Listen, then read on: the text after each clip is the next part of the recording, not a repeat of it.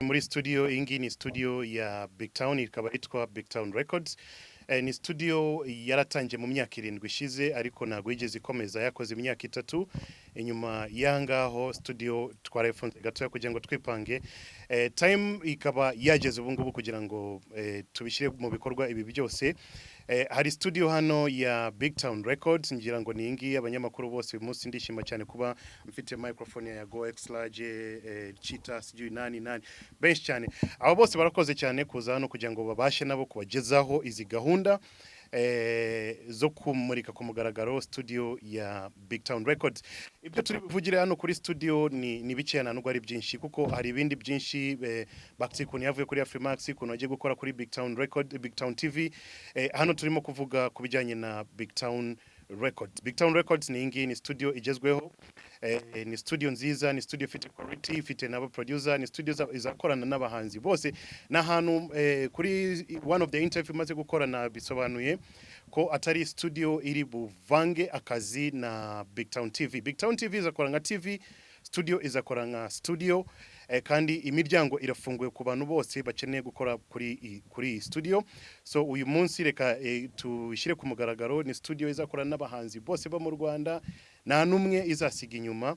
Ni studio y'ibikorwa byinshi, recording, audio recording, byose ni hano. So hari BigTown TV nayo tuzaza kuvuga byinshi kubijyanye na BigTown TV. Inyuma yo kuronshinga i studio kwishyira ku mugaragaro hari byinshi turi buvuge kuri BigTown TV. BigTown muri makeya ni empire.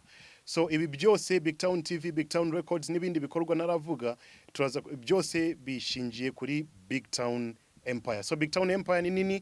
BigTown Records ni studio, BigTown TV ni TV Bac-T mukaba mujye kumubonamo kuva uyu munsi. Hanyuma noneho wenda umuntu ashobora kwita abona BigTown Records nukunguku ite nukunguku imeze utugiye kuri quality tubwiraho gatoya imikorere wenda abantu benshi ntabwo bari babimenyereye cyane ariko imikorere imeze gute ni label izagira gutya ikaba ifite abahanzi runaka tuzi ngo babarizwa muri BigTown ese no gukora bisanzwe umuntu akaza agakora ngakokundi bajya bavuga ngo bagura kuri detail ndakeka. Okay.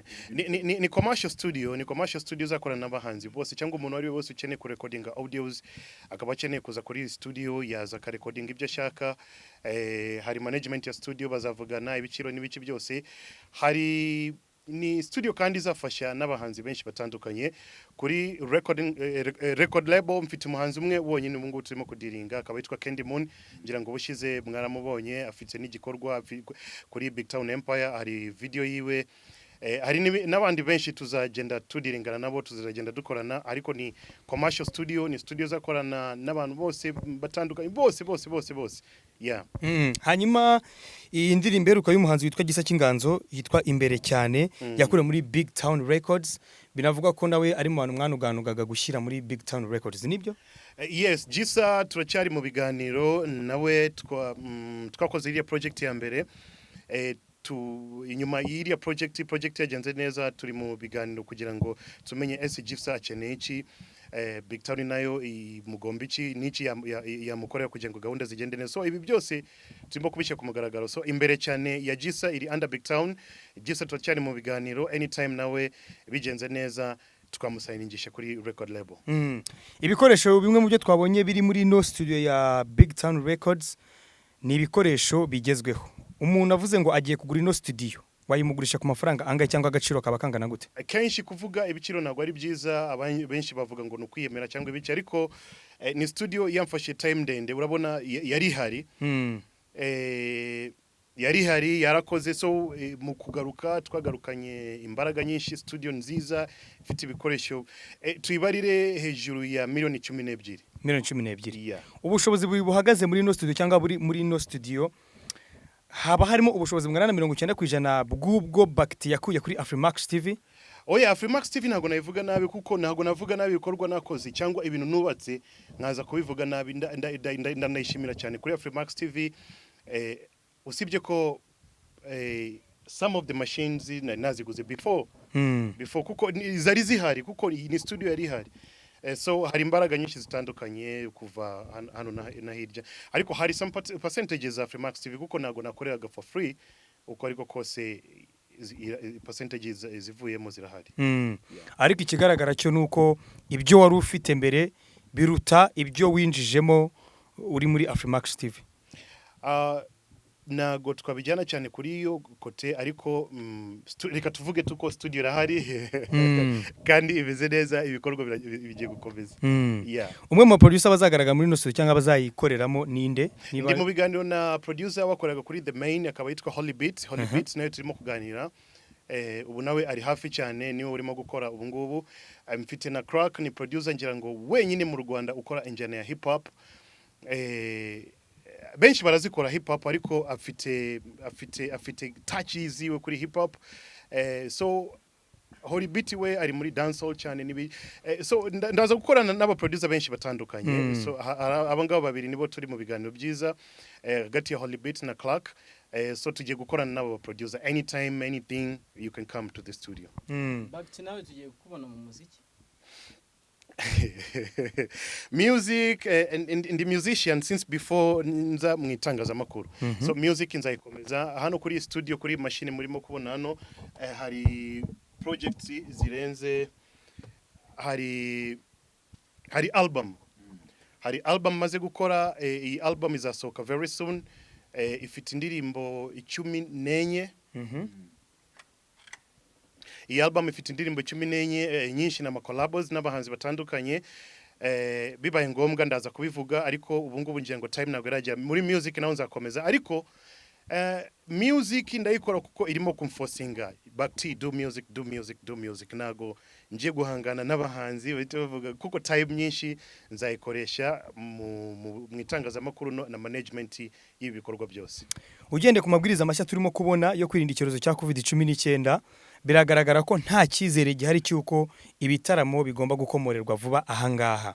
Nta mungenge Bac-T afite, ntabwo Bac-T afite mu gihe arimo gushora mu bijyanye n'umuziki kandi nta hana zigera byibuze ajya ku rubyiniro ngo akorera amafaranga bivuye muri ya studio. Ndakeka ko mu gihe cya corona na music nagugize yagarara ku isi hose. Abahanzi baracyakora amajoro baracyakora ku manywa ibikorwa biracyakomeza ni nk'izindi business. Hari business zifungura mu gitondo zigafunga saa 12 so na studio nayo ifite umurongo ngenderwaho. So iki gihe cya corona nago cyo ku affecting a business ya studio. Ariko icyagaburiraga abahanzi ni ibitaramo. Izo ndimbo zizakorwa muri studio zijyanwa hanze abanyarwanda bazumve bazikine ariko hazakenerwa ko wa muhanzi abona igitaramo aperforminga kugira ngo abone amafaranga. Ibitaramo ubu ngubu n'abahanzi ndakeka ko mfite experience muri music industry mu Rwanda. Ibitaramo nago birimo kwishyura abahanzi neza muri minsi usibye na corona. Even before corona abahanzi benshi ubu ngubu barimo gutagetinga kugurisha indirimbo zabo mu platform atandukanye no kuri YouTube n'ahandi henshi atandukanye za Deezer za Shazam n'ahandi henshi. So iyo niyo target y'abahanzi benshi. Bitaramo nibigenda neza bigatangira ariko mu Rwanda tumaze imyaka myinshi imyaka hafi 5 ibitaramo bisanzwe nago byagendaga neza. So corona ndakeka ko nagwa ari ikibazo gikomeye kuri music industry mu Rwanda. Ukuyemo ino nzu ugakuramo nibindi wenda biri tangible igikoresho gihenze kiri muri no studio ufitemo hano twabonemo piano tubonamo imashini tubonamo n'amabafure n'ibindi bitandukanye igikoresho gihagaza amafaranga menshi ntuvuga umubare w'amafaranga ariko tubwire icyo ari cyo. iMac 5K Retina ni ingira ngo sinzi nimba hari abantu barimo kwikoresha hano mu Rwanda. Studio nyinshi ni 2019 umwaka ushize ashize imyaka 2 ubu ngubu.